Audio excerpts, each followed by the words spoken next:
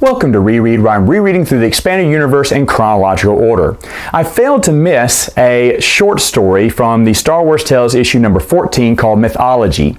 I think I put this in somewhere between 3 and 4, where Qui-Gon and Obi-Wan were very early in their relationship as Master and Padawan.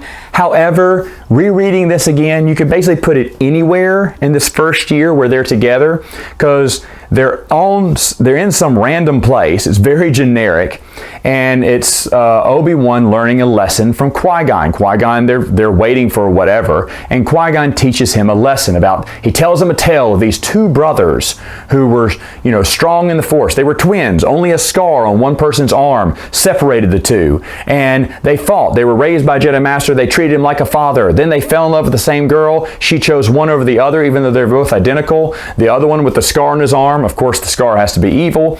He's mad, and of course, it eventually leads to both of these brothers fighting and destroying the Jedi Master, the father who raised them, and the girl spurns them. And then eventually, I guess, everyone on the planet dies, and the planet blows up because they've got so much hate and Force energy going toward each other. And I mean, you don't know if it's tale. It could be a legendary tale. But at the end, he's basically telling Obi-Wan, that's why we don't love. Love can lead to fear, which leads to the dark side, yada, yada, yada. He says, someday, Obi-Wan, I want you to keep this in mind. Not only now, but when you have your own Padawan. Of course, they're foreshadowing Anakin, right? Because we can't get away from anything but making the Anakin-Obi-Wan connection very early in this relationship.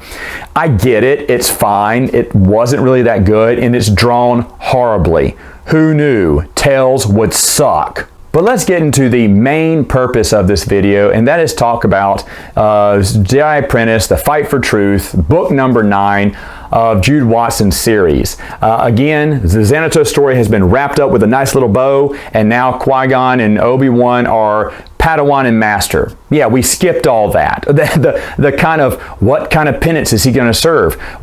There could have been another episode where Qui-Gon is resting at the fountains because Qui-Gon needs to heal. He even says this to Obi-Wan in the last book, that he'll be there with Obi-Wan.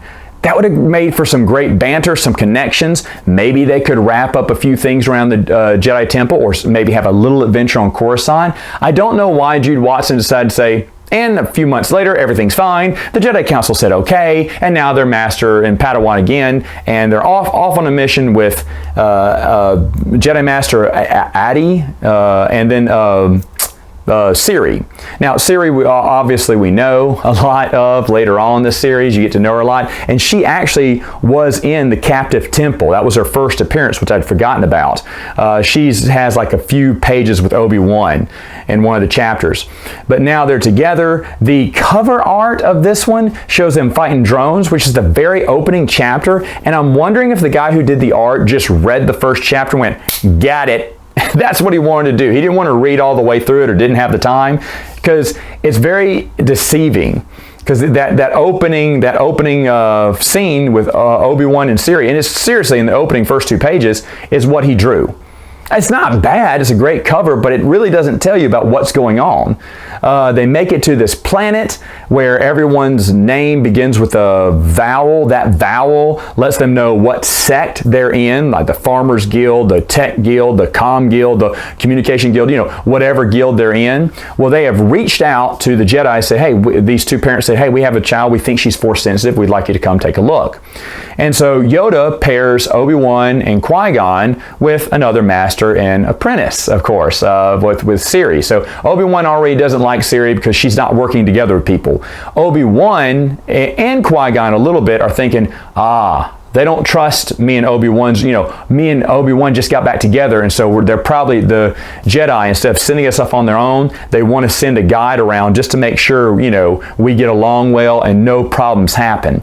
Well, fast forward to the end, it turns out that was not the Master Adi and Siri were the ones that were supposed to be learning the lesson from Qui-Gon and Obi-Wan about how to work together as Master Padawan, since she had just taken Siri on as a Padawan, and how Siri can learn to work well with others. Now, in this one, of course, Qui-Gon is learning he's learning to work together with another Jedi. He usually is going rogue the whole time, but now he's got to work with them. They go to this planet. They find, he always wants to break the rules. The other Jedi Master's like, no, we need to stick to the rules first. And then eventually, she's going to come around to Qui-Gon's point of view and go, yep, there is no other choice, so now it's time to break the rules. But they're on this planet. Everyone has their own sect. Everything is very generic. Nothing is fresh. Nothing is vibrant. There's no art. There's no music. But everything works in this society. And it's very weird because the parents are accompanied by guides that were with the Jedi to help them out, but they're really just there to make the parents say the answers they want to. That they don't think the child's force sensitive. You're fine to look into this, but we don't think it's fine. Well, Qui-Gon can see that the child is force sensitive, and so now it's time to talk to the parents, but the guides won't leave them alone. And they're saying, no, we think the baby will be fine here. Everyone's fine here. And you can tell something is wrong. All the smiles are fake. This whole planet's fake. They're lying to us. Eventually, they ditch the guides, get to talk to the parents, and we find out that the parents are, they're scared. They want their girl to be more. This planet does not have any new technology or science, or it hasn't made any advances in years, in decades it seems, because it turns out later on 2 of the guys are force sensitive, and they had a vision of what would become the Empire. They don't say that, but they say maskless, white faces and evil Jedi and something like that. And they don't want to be, they saw this vision of the Empire. They want to be forgotten, overlooked by the Empire. So if they're not known in the galaxy, then maybe their technology isn't there. Maybe the Empire will go over. You just kind of ignore them and move on. So that's what these two are. These 2 force-sensitive people of the planet are thinking. Meanwhile, Obi-Wan and Siri have kind of broken off from their masters with their master's permission. They're on a separate mission to kind of explore the planet and see what's going on. Well, they get captured and get forced to a learning center, basically a school that all the kids go to because there are no children allowed in the city, and they don't want to say that they're Jedi because they're supposed to be undercover. So they get mistaken as children. They go to this school where the school teaches that every planet outside of their own home planet is evil and wicked and awful. And so Obi-Wan and Siri can really, and they're getting into trouble a lot of times. They're talking back to their teacher. Their teacher keeps giving them demerits, and they keep racking up several demerits. Obi-Wan is trying to teach Siri how to, play along, how to, not make a stink. Hold on, we can't just whoop out our lightsabers and escape. We need to, listen to what our Jedi Masters say, what Yoda says. And Siri's like, I just want to take some action. So it's Siri basically learning from Obi-Wan is what we're supposed to get out of this book. And of course, by the end of it, they make a friend. He goes to a relearning center where they brainwash you. Eventually, Obi-Wan and Siri do as well. They put like these headphones on you or something that you can't get off, and they play the same thing. Just all the false news and false makeup, mind think, I guess, of the planet, you could say. And so, but because they have the Force, they're not mind wiped, and they go in there, save their friend. They find the little baby who is Force sensitive because the government took the baby from the family when the Jedi had left to go out to see the market. They took it, said, oh, he's going to the med center. He'll be back later. And they're like, wait, aren't we supposed to say when he goes to the med center? And they, oh, it must have been a slip up. We'll find him. Well, then Qui-Gon finds out that all information about the baby has been wiped out. They don't want the Jedi taking any of their people off the planet because they believe if one person is gone from the planet, then the whole ecosystem will fall apart. That sounds weird, but these two, with these two superior guides with the vision, have seen that we need to keep everyone together. Like, no one must go off planet. We must be relatively unknown to the rest of the galaxy.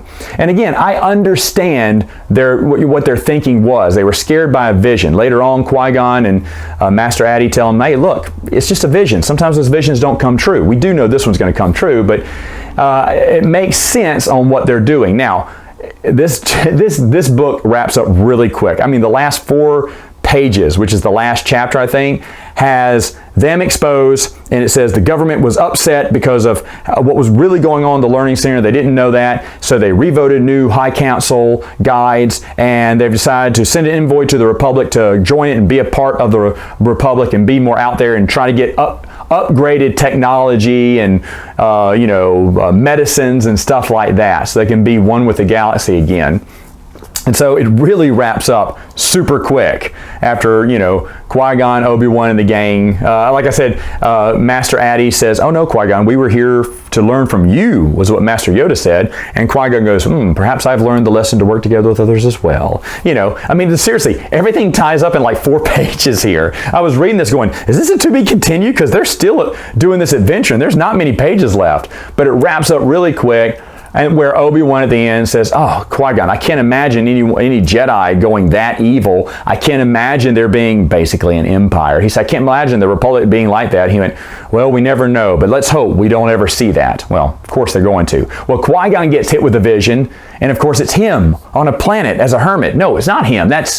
Could it be an older Obi-Wan? And then the vision disappears. He's very disturbed. He looks at young Obi-Wan, and just ponders on it. Okay, we had to connect it to New Hope. I get what Jude Watson's doing there, but it wasn't necessary. That doesn't make the whole book bad. The book is fine. It's basically a one-off adventure, which I don't recall. I remember it going into a second story arc, and I thought this was the beginning of the second story arc. It's not. It's just an extra adventure that's there. It's not bad, but it's not the best one, I would say, either. Either way, it was really enjoyable, and I'm glad I got a chance to reread it. Of course, I'm loving this series overall. All right, folks, that's it for now. See you next time.